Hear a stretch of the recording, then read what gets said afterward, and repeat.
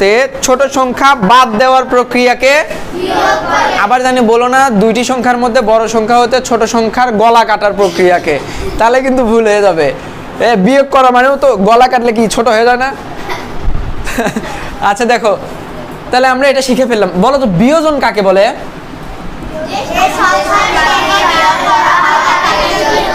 বিয়োজ্য কাকে বলে? যে সংখ্যাকে বিয়োগ করা হয়, তাই না? আচ্ছা, বিয়োগফল কাকে বলে?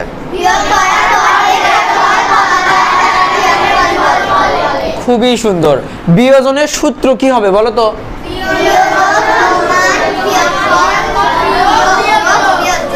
বিয়োজন সমান বিয়োগফল যোগ